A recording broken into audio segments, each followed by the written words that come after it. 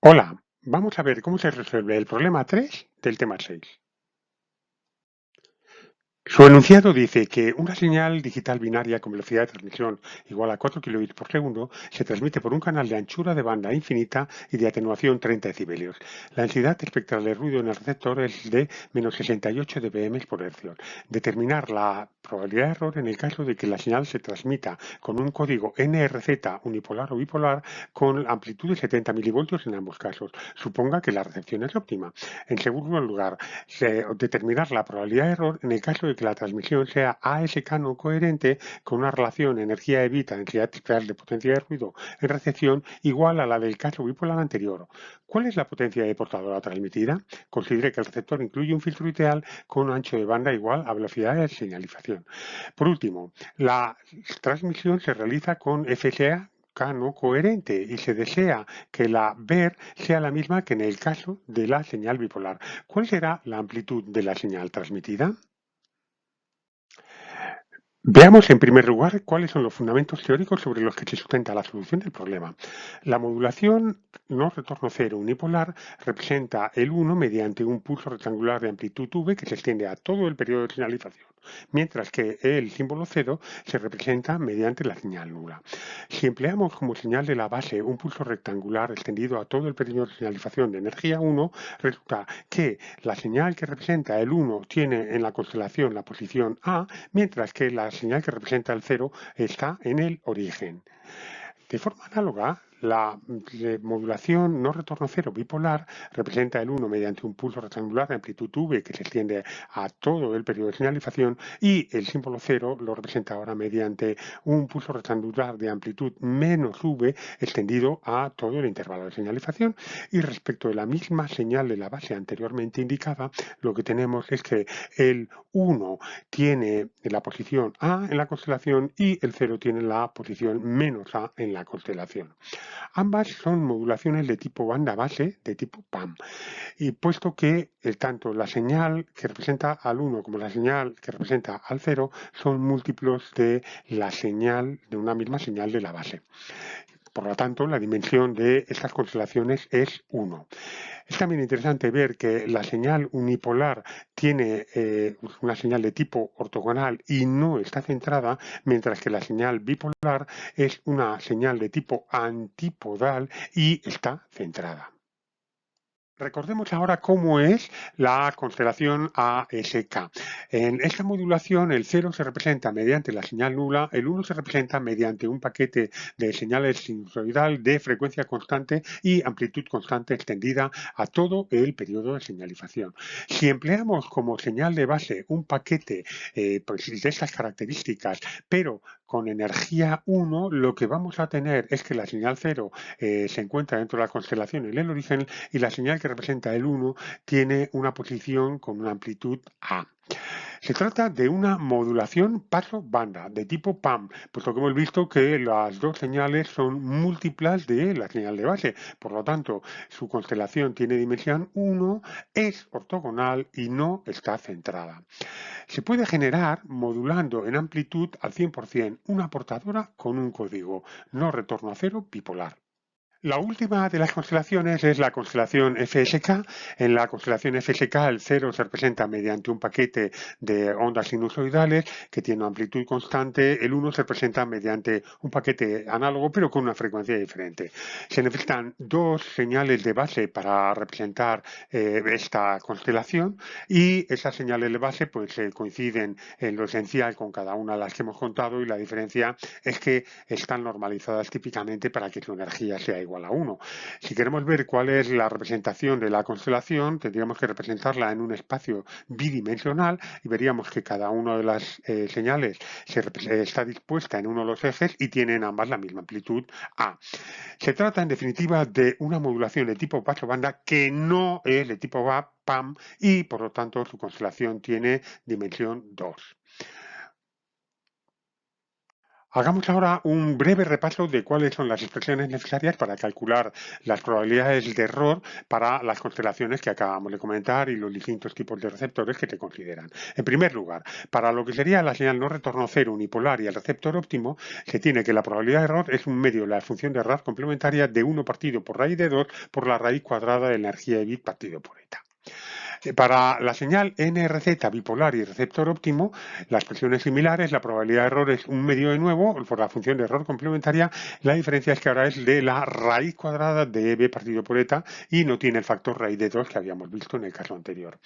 Para lo que sería la modulación ASK y receptor incoherente con anchura de banda igual a lo que sería la velocidad de señalización, la probabilidad de error es aproximadamente igual un medio por la exponencial de menos, un medio de la energía de bit partido por eta. Y lo que vemos es que para la señal FSK y el receptor incoherente tenemos una expresión que es exactamente igual. Pasemos ya a la solución del problema. Lo primero que nos han pedido es que calculemos la probabilidad de error de la señal no retorno cero unipolar. En este caso, la energía del símbolo 0 es 0, la energía del símbolo 1 es v cuadrado por t y la energía de bit, en el caso de que ambas sean equiprobables, que es lo que se supone a partir de los datos del enunciado, es la semisuma de las dos energías de los símbolos. Resulta ser un medio de v cuadrado por t. Recordemos que v era 70 milivoltios en transmisión y tiene una atenuación de 30 decibelios, con lo cual en recepción resulta ser 2,214 milivoltios. Como t es el inverso de 4 kilohercios, lo que tenemos finalmente es que la energía de bit es 0,613 picojulios. La densidad espectral de potencia era un dato del problema y se corresponde con 10 elevado a menos 68 menos 30 partido por 10 vatios por hercio y resulta ser 0,158 picovatios por hercio.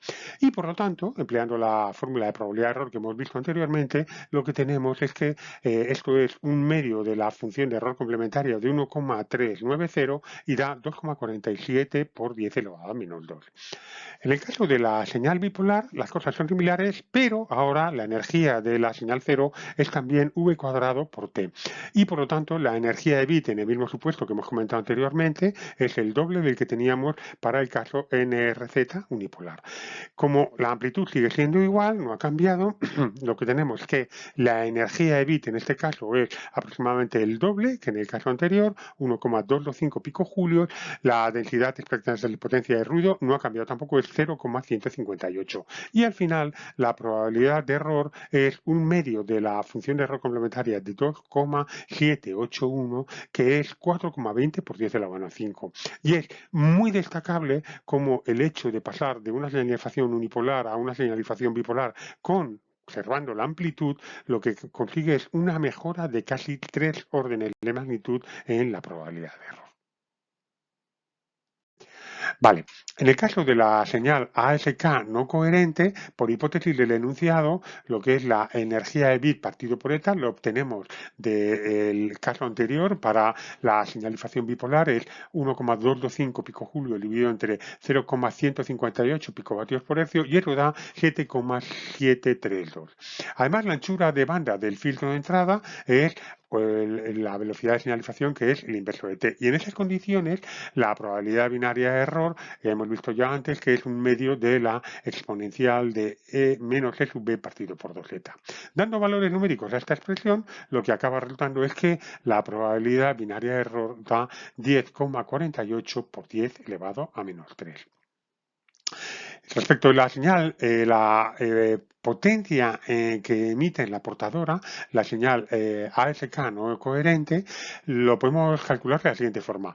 Se puede representar, como hemos adelantado anteriormente, como una señal con una modulación AM al 100%, ¿de acuerdo? Y entonces lo que tendríamos, la representación sería esta, la señal IASK de T sería la sumatorio en L es cada uno de los intervalos de señalización de una amplitud que multiplica a 1 más y su L por un pulso rectangular que se extiende a todo el periodo de señalización, ¿de acuerdo?